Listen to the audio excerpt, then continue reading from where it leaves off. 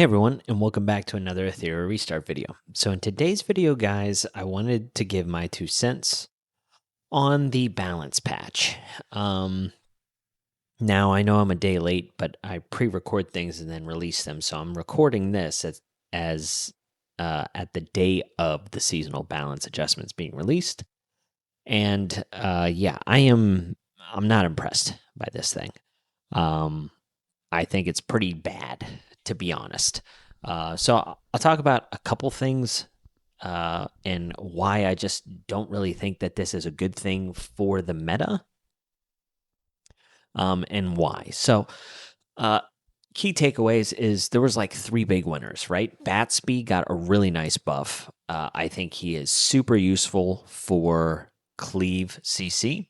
I think he is the only option there, to be honest, other than like a Messiah. But the nice thing about Batsby, because of his damage amplification and the buff to his turn meter kind of steal push thing, you don't even need to run him with like high damage gear because he's going to take 2 turns with like high damage amp.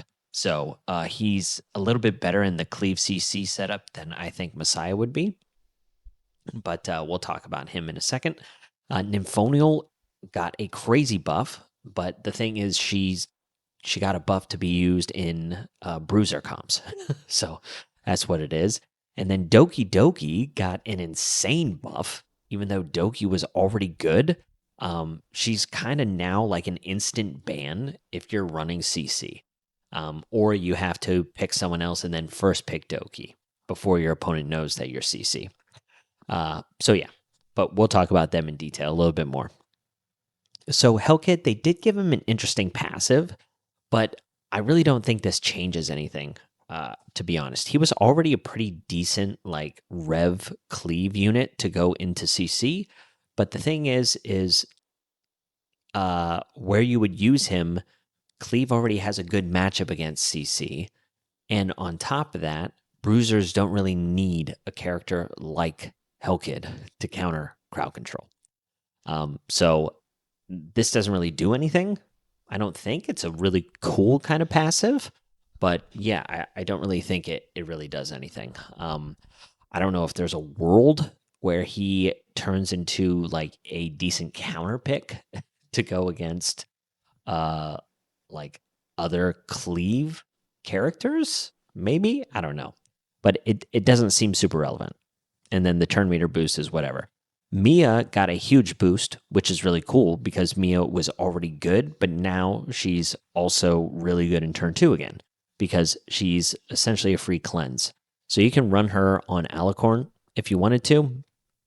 You can run her on Bloodbath, Alicorn, and then you can just cleanse all the debuffs with a huge heal, and then reduce skill cooldowns. So like another form of Mizuzumi Aya, where you can get Artisan procs, right away if you wanted to. So that's a thing, but this is like unnecessary. This character was already good. Kokardi got a speed buff. This is whatever. Like, it's good for sure, but Kokardi was already pretty solid. Like, he was a good unit. So the speed makes him, I guess, a little more relevant. But where you were basically picking Kokardi is if your opponent just didn't bring any CC. And I mean, he's like a bruiser cleave pick. You're running him in Bloodbath to kind of just stall and build up stacks. So the speed doesn't do much, but it, of course, never hurts. Leon did get some boosts. This is whatever for new players. I still don't think it makes her very relevant. You would take her out basically immediately once you've done all of the hyperlink charter stuff, but I guess for the first week or 2 that you're using her, it's okay. Rosa got buffs just for like PvE. A lot of this balance patch was really focused around like PvE stuff. It was weird. So yeah, this makes her quite good in like Nether Quarry, Rumble Cage, where she was, or Cage Rumble, where she was already pretty good. So now she's just going to be better. So yeah, here, the Nymphonial buff is just, it's absolutely nuts. So they changed her skill logic, which is nice. She purifies the debuffs first and then redistributes the HP and then heals. So that's nice. And now she purifies 3 debuffs. So very similar to like what Doki Doki was prior to this patch. So this is like super good. And then on top of that, her skill 3, they gave her this skill change where instead of her putting attack percentage up along with like the attack boost on Rhine Bloom, they just said, hey, if you're bringing in characters that have defense, you can also use Nymphonial, because if they have higher defense than attack, we'll give them a defense boost instead of attack boost, but it's still the same if you want to use her in Cleave. But now her Rhyme Bloom buff, instead of just an additional 25% attack boost, is just going to be 25% damage. So she's like a great turn 2 pick now. So bruisers get another option where she's not a dead pick to go into CC. She can purify the debuffs, and then the next turn, she can put up the immunity. She can put up the attack up, defense up, depending on what you're using, and then have additional damage. Like, there's so many nails in the coffin for CC. It's just absolutely amazing. So yeah, she is a huge buff. Like, this character is one of the best supports now, in my opinion. Just like in general, she's going to be great in PvE, by the way. But yeah, pretty nuts. Now, Batsby, when I was talking about the things that I wanted to see in this patch, I was talking about this going up from 10 to 15 and thought it would be good. And they're boosting it to 25%. Like, 75% additional damage if you use like a Plume or a Nahor. If you use Kloss, not that anyone uses Kloss, but like if you get 3 debuffs on someone, 75% damage. And if you're going up against a red affinity unit, it's 120% with just 3 debuffs. Like, this is absolutely insane. So like, this character, I think, is awesome. The nice thing that I like about Batsby is he's not a multi-hitter. So you can run him on count if you wanted to. And he could just get like a huge attack boost and just slam. And he might kill through a bloodbath. I mean, I wouldn't be surprised if, a Holden had a defense down, freeze, res down thing from like Nahor, and Batsby one-shots him through bloodbath. I honestly would not be surprised at that with this kind of buff. And on top of that, now they boosted his skill 3 to increase his turn meter gain by 25% for each crit. So that means that he will automatically go a second time, which is what I was alluding to at the beginning. Like, I don't even think you need to run him in a damage dealing shell. Like, I know you want the attack boost and things like that, but White Fang might even be useful enough to run him in that, because like if you run him in Swift Rush Harvest with Swift Raid or something, put him at like 280 speed, just for him to outpace even without any kind of like speed booster. You might just need some speed down or something like that. As long as he's in front of, the Ling Luos, the Fushos, and things like that, I think things get like really out of control fast with Batsby. And on top of that, they boosted his base speed too. So like speed sets are really going to give him an advantage. He might only need like a 8-piece speed set. So that could be something. So yeah, they also buffed Kloss. She's going to be better in PvE, but if you have Plume, you're not really using Kloss. I think Kloss is more so for the rotating content that is like in-game PvE, like Cage Rumble, like Nether Quarry, where you're going to need like unique setups where you might not be able to use Plume, and she'll be like best in class there. That's what I thought they were planning. Now, Navette, I've seen like multiple content creators say, oh, this is a nice boost. It's just like, what are you talking about, man? This is a triple hitter where she gets 60% additional damage, But again, with her being a triple hitter, she can't use Rev. Like, Bloodbath just eats this up. You need to read that as she gets like 30% additional damage because Bloodbath cuts into half of it. This is a terrible buff. This character is completely worthless. And as everyone knows, Amber is still a thing. And I had suggested turning this to Wound. Like, they nerfed they nerfed Artisan, which is where block would be good.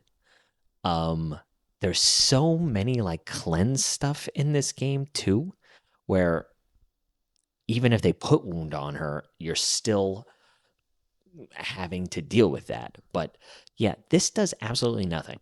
There's one hope for Nivette, I think, and that is with the shell that they boosted, Dark Moon. So my plan for Nivette is to put her on Dark Moon, give her like three attack percentage side pieces in a speed set, try and get her to 100% effect accuracy, use Dark Moon's 100% effect accuracy boost to give her the threshold of ignoring defense. And knowing the devs, that calculation of the 100% effect accuracy to Nivette probably won't play into her passive. But if it works, I think that would be like super cool, right? But yeah, just this alone, if this doesn't work with Dark Moon or whatever, like this character is like hot garbage. This is the worst character, like the worst SSR character, right behind Leon, like hands down. This character sucks. And if anyone says that this is a good buff, like they're just a turn 2 person who doesn't care about CC. Hoyon, like this is a cool buff. But this is just a counter to CC. Like, just turn 2 people are going to be using this. Sorry, not CC, Cleave. So I guess as a CC player who struggles with Cleave, it might make sense for me to build Hoyon. I don't know. But Hoyon isn't countering Messiah. So if Messiah is the person that you're struggling with, maybe you ban him and then you just deal with the Yellies or Batsbys or whatever. That's where Hoyon's good, but she's still not going to be good enough to try and take down like Ray Marys. She's not going to be good enough to take down. I'd like if she doesn't crit against Holden, I doubt she's taking him down. Like, I don't think she's going to be able to take down a Tiamat either. So this is like a whatever buff. It's good, but she was already good against that setup anyway, even without this. So I don't think this is a huge deal. Now, this Doyoki thing is just... I've already latticed my Doyoki because I plan on using her, like full lattice because of this. Now, I believe this icon color going from blue to gold is a big deal because you used to be able to put block up on Doyoki, and when you did... that meant that she couldn't get her backup stacks to purify the debuffs, which was a form of countering her. Now, there was a lot of ways around this for the opponent. Like, most notably, people started to run her on Alicorn, and she would just cleanse all of that off anyway before she activated her skill 3 to turn meter boost and put the backups up. But now, this is nail in the coffin. Heinrich does not counter her. Neither will Nivette, even though she's terrible. So yeah, this is interesting. And then for some reason they put Purify all debuffs. Like, she was already good. And the one chance that CC had against turn 2 was to overwhelm with debuffs, right? That was the game plan against Mizusumi Aya. Is same thing with Ling Luo, same thing with Doyoki. Just like stack so many debuffs that hopefully whenever they do cleanse, it's one of the ones that wasn't your CC or something like that. But now, like, Doyoki is the automatic ban. Like, Doyoki needs to be your pre-ban if you're CC, or you just need to first pick Doyoki. Because if Doyoki goes in the 3rd slot as CC, you're done. Just forfeit at that point. Now, Turandot, they talk about like some like skill optimization here, but we have seen in the awakening of the SRs, her skill 3, she does the attack up, defense up, and I think it's a 20% turn meter boost. And she's one of the fastest characters in the game. So this character, I think, is very, very strong.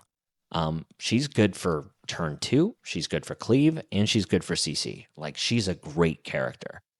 From the CC aspect, you get a little bit of attack buff while getting the defense boost to help live on some of the counterattacks from like a Tiamat or a Holden. Or a Ray Mary, and you get the turn meter boost, so you can, avoid Strive, you can avoid Mizuzumi, not Mizuzumi, Reaper Steps. So, like, this character, I've also already latticed her. I've got high hopes for her. Yeah. So when it comes to the shells, these were pretty lackluster. White Fang does nothing. This needed to go up to like 20% for it to even be relevant, but I think they thought it might break something with the PvE content that I mentioned before, like Cage Rumble or Nether Query. So whatever, it gets a little bit better for that kind of content. The Dark Moon buff is the only hope I have for the new season. This boosting up to 100% is quite good. The reason being is two things. One, it obviously makes your crowd control heroes more likely to overpower the effect res kind of meta with Reaper Steps and stuff like that. I wasn't having too much trouble with that. But one of the issues that you ran into was if you missed on like one character and they got one of their moves off and you couldn't kill them within like 2 or 3 turns, you lost, right? And that's because everything had to go into effect accuracy, while your third slot on the passive was like insight. So you had to just max effect accuracy, and there was no room for any damage. So putting like a Heinrich on Dark Moon is pretty interesting. Like I mentioned with Yvette, or Nivette, sorry, I always mess her name up.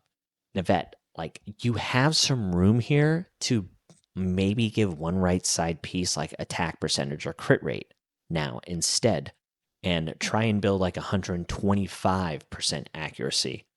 And then you have this to help you out here. The issue is on some of those characters, like, they have really relevant skill 2s, like Wound on Heinrich. Same thing with like Mio. You have the Wound, and you have Freeze on her skill 2, where you're probably using your turn meter boost on the first turn. So Dark Moon's good.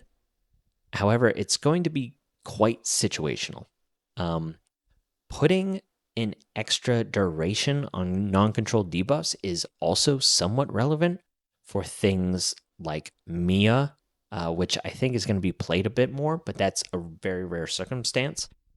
If something's getting cleansed, it's just getting cleansed. So the extension is very limited, but the effect accuracy increase is relevant, because it does let you build, like I said, a little bit more damage in your crowd control heroes, where you're not as reliant then on landing like your debuff on everybody, because you're doing a little bit more damage. So instead of killing them in 3 turns, you might be able to kill them in 4 now, because you can really focus down one of the characters with the additional damage. So it's an interesting kind of setup. Law of Silence got a little bit better, obviously. I don't think the effect res does anything. I really just don't think that's a thing. The 4 to 3 turns is interesting due to like Mia and Mizuzumi Aya being like in the meta for them to reduce the skill cooldowns on the shells. So that's good. The fact that it can still be stripped is a thing. Like, when this was good, it was good, but when it was bad, it was terrible. So I really don't think this changes anything for Law of Silence, but whatever. Ouroboros, again, like this seems to be like a PvE thing. I will say, though, the rumor was that a lot of the Chinese players at the end of this season were utilizing Lilith in Ouroboros. So that's pretty cool. Like they found a new kind of shell to use. And then Artisan got a little bit of a nuke. I really don't think it's going to matter. Like it, your Holdens and your Rahus are still going to be pretty relevant with this. It's only 100% difference in the shield. It didn't do anything to the actual defense boost. So, like, it didn't do anything. Now, here's my issue with this whole thing, right? There's all of this talk, and if you go into the Summit Arena and you look at the ranks, there's all this talk that CC is actually top tier. It's countering, it's crushing all of the tank metas. I don't think that's true at all. So you have two main players here, Seraphic and then this Sun. I don't know if they're like teammates or whatever. I think these people were using Ouroboros with Lilith. Now, Lilith is very good against Ling Luo, very good against Sylph, the SR character that cleanses, and also very good against like Tiamat, right? So Lilith was already a great pick. The thing is when these people, I would bet any money, I'd bet any money on this, that if Seraphic had multiple games against Kecker, knowing that Seraphic was a CC player, things drastically changed in regards to the win percentage. And the sad thing is crowd control is supposed to have a good matchup against tank or bruiser, turn 2, whatever you want to call it, because CC is supposed to get around Bloodbath, right? Bloodbath is supposed to limit the amount of damage that you take in big chunks, where CC is like a pick at 'em, kind of just small amounts of damage over time to eventually whittle down the opponent because they don't get turns, or one or two of their characters get turns. So it's supposed to have a good matchup. Now, when you see everyone here, like, okay, you have this one person who just snuck out in front of Kecker to take first place. But we're going to look, and another thing that I think people get confused at is there might be teams, something like this, where you have a Lilith in the team, and people would be like, oh, that's a control unit.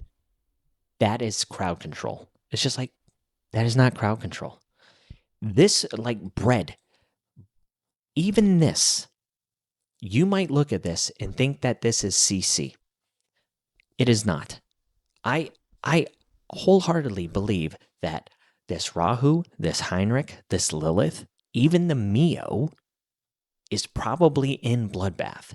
And what ends up happening is turn 2 has so many different options that what they're able to do is, as they can lean on a Rahu or a Fusho or a Tiamat or a Raymary or a Veronica, because they can lean on all those characters, they can build these other characters also in Bloodbath to deal with turn 2 mirror matches, or just to snipe them from other CC players, because turn 2 is so deep. That's the issue. And whenever these top players, who have to be the people that are being asked about this, balance patch suggestions, when they say that crowd control is nuts, it's just like, what are you talking about? Are you talking about one character like Lilith or Mio being good? Or are you talking about Nahor? Like, what is it? Because everyone here who's saying CC is dominant is not running CC. If it was so dominant, why are you not running it?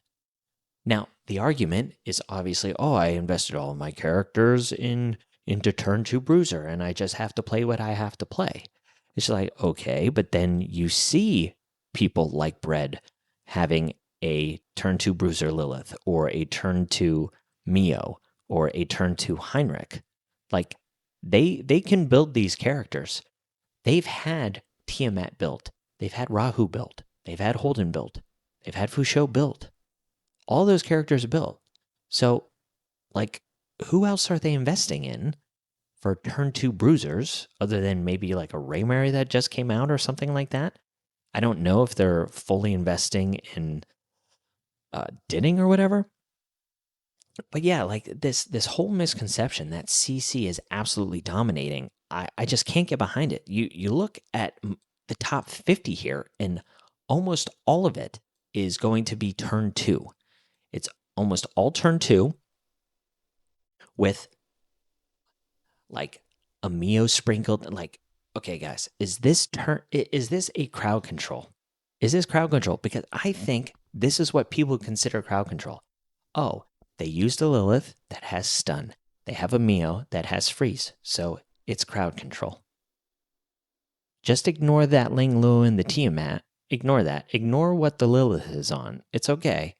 She does CC. It doesn't matter that she's an HP champion, right? So then what ends up happening is we need more cleansing. We need more of this because in my bruiser matchup, I got CC'd and I lost. CC's too strong. I think that's what's happening. It's just like I had seen multiple comments of just like, oh, just pick this character. Oh, just pivot to bruiser. It's just like, that's not the point. It's not supposed to be, I'm a bruiser player, and then I can pivot into CC. Like, that's great if you have the resources to just build every single character and you can mix and match and do all this stuff. That'd be great. And eventually, maybe we get to it. But at the rate that they release the characters, which I think is needed, to kind of update the meta a little bit, or if they just give more lattices, sure. But no one can truly do this. It's what is happening is all of these top tier players, they literally had all of these bruiser characters built, and now they can kind of start branching out into some of the counter picks by just stealing Mios, by stealing Heinrichs, by stealing Nahors, because they're good in the bruiser matchup, but only if you're going bruiser to bruiser, or if you're trying to just counterpick against a random CC player just to take away their best character. It might not even counter them. It's just like, oh, I don't have a pick for this. I'll just pick this character kind of thing. So it's a bit disappointing that they literally just keep increasing turn 2. And I don't know who they're talking to, but it took until like the last week of the season for some people to try and do a different version of CC. And it worked for them. And now people are like, oh, that's too good. Nerf that. It's just like, why? As a turn 2 player, shouldn't you try and find ways to finally like work around this instead of just getting fed a bone all the time to try and this is way too good. Just nerf that. And let's go back to this where we were completely dominating. And then the format's fine again. And like, I don't know who's saying it. Like, I'm not blaming anybody. I'm just talking about like this mystery group of people that the devs talk to for these balance patches. Like, I don't know who it is, but it's very frustrating seeing this. And I don't know who told the devs that Amber did not need a nerf. You have literally two characters in the entire game that do AoE wound. And the characters that also do wound but single target, they're damage dealers, right? So they're extremely squishy. And the problem is most of them just don't do enough damage. They even care about the wound, and it's like on a skill 1. So anyone who talks about like, oh, just run, what's this guy's name down here? Just run Tsutomu. Tsutomu gets slapped by Tiamat. Slapped. He gets slapped by Raymary. Like, this is a terrible suggestion. Quit saying that. It's not a viable solution. The only way that Tsutomu is good is kind of, and it's like it's even situational then is in United Front. And trust me, truly situational. You need so much support and kind of luck that he works. But yeah, I really don't expect anything to change in the meta. You're just going to have turn 2 players kind of transitioning and stealing or using some CC characters, like one CC character here and there, but it's still turn 2. It's still all Bloodbath. You're still utilizing all the Bloodbath shells. You're still abusing Amber. Like, it's going to be the same thing. We're going to try our best, new season, try and go in with some good attitude. But I was certainly disappointed to see this patch, especially some of the buffs that they gave out to like Nymphonial and Doki. It just didn't make any sense. And I really want to know who they're talking to because, yeah, I don't know who comes up with this stuff. So anyway, that's my 2 cents, guys, for what it's worth. I know it really doesn't matter, but that's what I thought. All right. I'll catch you on the next one. See ya.